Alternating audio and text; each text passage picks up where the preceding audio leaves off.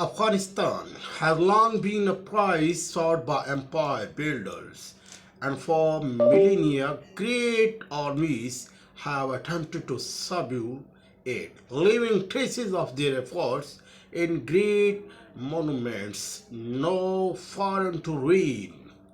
The country's forbidding landscape of deserts and mountains have laid many imperial ambitions to rest, as has the tireless resistance of its fiercely independent peoples. So independent that the country has failed to coalesce into a nation but has instead long endured a patchwork of contending ethnic factions and ever-shifting alliances. Afghanistan. The modern boundaries of Afghanistan were established in the late 19th century in the context of a rivalry between Imperial Britain and Great Russia that Rudyard Kipling termed the Great Game. Modern Afghanistan became a pawn in the struggles over political ideology and commercial influence. In the last quarter of the 20th century, Afghanistan suffered the ruinous effect of civil war, greatly exacerbated suffered the ruinous effects of civil war, greatly exacerbated by military invasion and occupied by the Soviet Union 1979 to 89.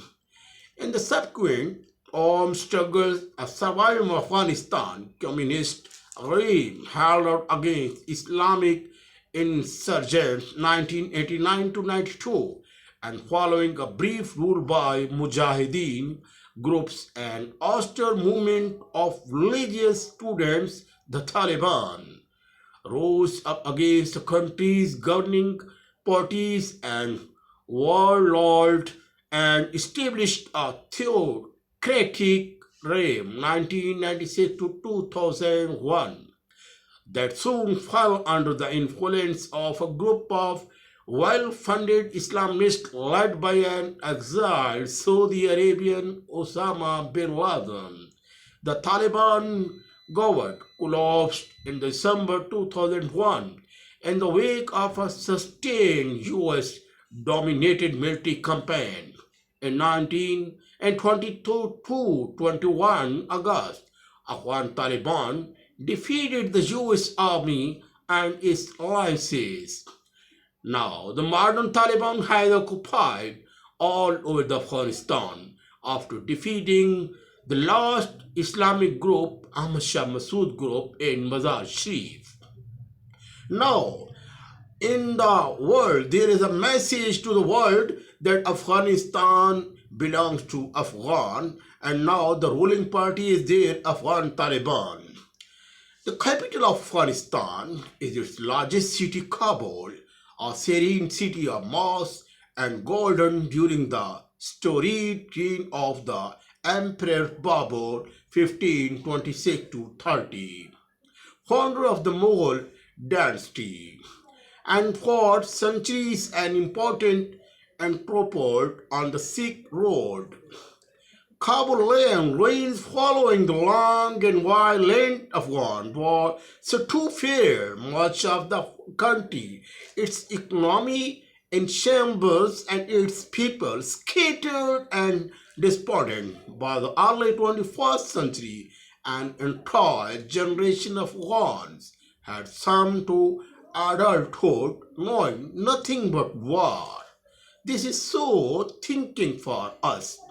The Afghanistan is completely landlocked. The nearest coast lies along the Arabian Sea, about 3,000 miles, 480 kilometers away to the south, and because of both its isolation and its volatile political history, it remains one of the most poorly surveyed areas of the world. It is bounded to the east and south by Pakistan, to the west by Iran, and to the north by the Central Asian states of Turkmenistan, Uzbekistan, and Tajikistan. It has It has a short border with China. Its overall area is roughly twice that of Norway. The Hindu-Kush Afghanistan shape has been compared to a leaf. The outstanding geographic feature of Afghanistan is its mountain. The rough mountain, the highest range point, the Hindu Kush series of mountains. This accounts for the dryness of the climate. The northern plain region, north of the central highlands, extend eastward from the Iranian border to the foothills of the Pamirs, near the border with Tajikistan. Addition to fertile soils, the region possesses rich mineral resources that are attracting the world, particularly deposits of natural gas. The southern tom, south of the central highlands, is the region of high plateaus, sandy deserts, and semi-deserts. Several large rivers cross the southwestern. Among them are the Helmand River and its major tributary, the Arghond. Most of the Afghanistan lies between 2,000 and 10,000 feet. Some of the people are living at the height of 17,000. It's a very, very high land in the world. Where there is discussing the history of drainage system of Afghanistan, the main river of the Afghanistan is the Kabul, and other I think is except the Helmand, I think the river Indus, which is in the Pakistan, particularly it comes from the Afghanistan, where there its name is Kabul River. Particularly, the entire drainage system of Afghanistan is enclosed within the country.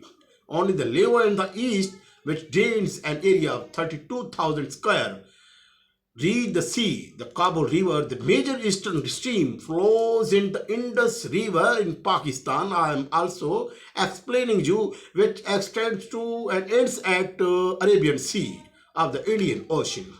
Almost all the other important rivers of the country originate in the central highlands region and empty into the inland takes or dry up in sandy deserts. And Amu Darya originates in the glaciers, also a border, seems to be a border between the Afghanistan and republics of Tajikistan and Uzbekistan for about 600 miles. Two of its major Afghan tributaries, the Kukuch and the Kunduz, rise in the mountains of Badkhshan and the Kunduz provinces. The Amu Darya become navigable from the confluence with the Kukuch 60 miles west of the city. The northwestern drainage system is dominated by the Harrat River. Other river are some of the lakes are also there. Helmand River is very important for the irrigation purpose in the Afghanistan, and where there is Pakistan. Its major tributary in the south is the Logar. No national census has been no national census has been conducted in Afghanistan since a partial count in 1979. And the years of war and population dislocation have made an accurate authentic count impossible. Current population estimates are therefore rough approximation which show the Pashtun comprise about the two-fifths of the population. The two largest Pashtun tribal groups are the Durrani group, are the Durrani and Ghilzai, two Pashtun groups. Tajiks are likely to count for some one-fourth of Afghans, while Hazara and Uzbeks It constitutes near one-tenth Chahar Amak Turkam, and